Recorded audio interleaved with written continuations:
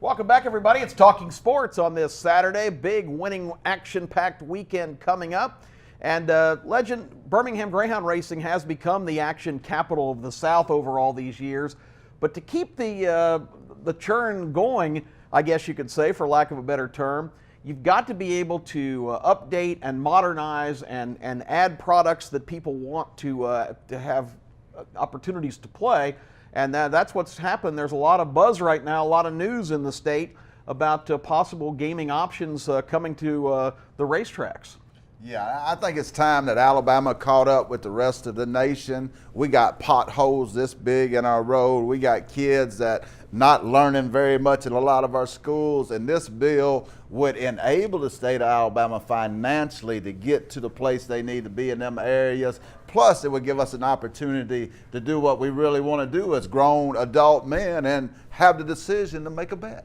Well, the specifics of the legislation are not really known yet, but a bill has been introduced by Senator McClendon from Springville that would allow the lottery to come to Alabama. Now, we're only one of 4 states in the entire country that don't have a lottery, and this week the big Powerball jackpot was over $750 million. Wow. And how many Alabama cars do you figure went to all the neighboring states, including now Mississippi, who just legalized lottery?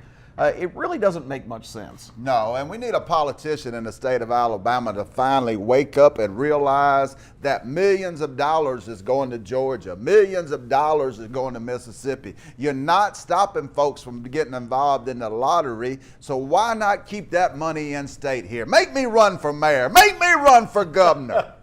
The good thing about the McClendon bill from the racing standpoint is there are 4 sanctioned legal gaming franchises in the state of Alabama. It's Victoryland, it's Birmingham, it's Mobile, and it's Green Track.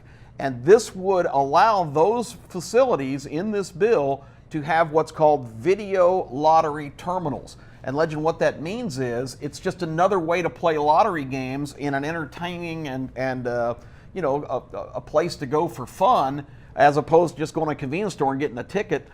You would sit at a machine and have the displays and bells and whistles of a casino environment, but basically you would be playing continuous lottery games where the machine would lock in some numbers and then the machine would select some other random numbers, and if you've got some of those right, you would win. So it's just another way to play, but it's been done in 7 other states that have racetracks. That's how they've gotten into the gaming machine business, through their state's lottery situation. And these video lottery terminals would really give folks a chance to participate that way.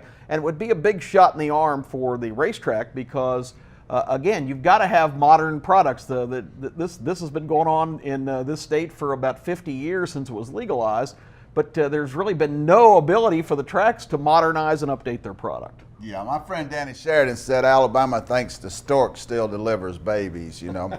And it's just time that we wake up, Alabama. We are grown people. Just because we place a wager or bet on the lottery does not mean that we're not going to be able to pay our bills or we're going to be homeless or anything like that. We have the common sense to do this, and it's time that this state wakes up and gets on board. I encourage politicians, wake up. Well, the moral argument is already, that ship has sailed.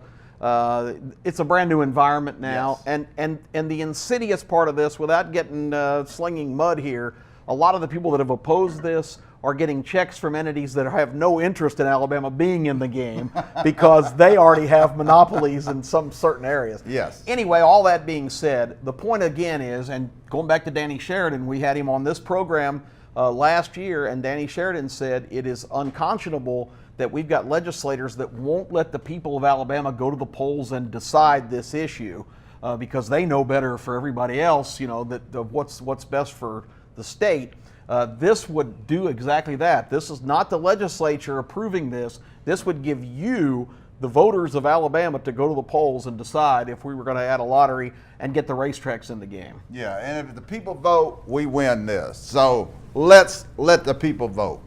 So find out who your senator and representative is in your area. Let them know that you want to vote.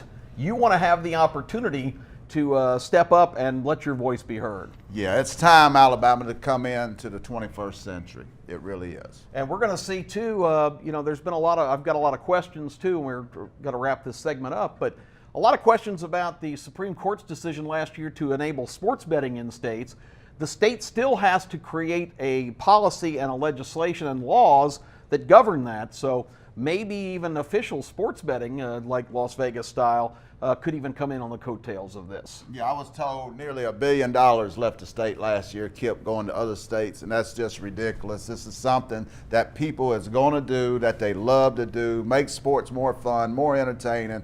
A little betting never hurt nobody. Let's get on board, state of Alabama. And it's great you got Kip and the Legend to give you the winners. Yeah, we got the winners. So it's not gambling. It's winning. It's investment. So anyway, we got to wrap this segment up. When we come back, I'm limbering up the old arm. I'm getting ready to step into a hanging curveball.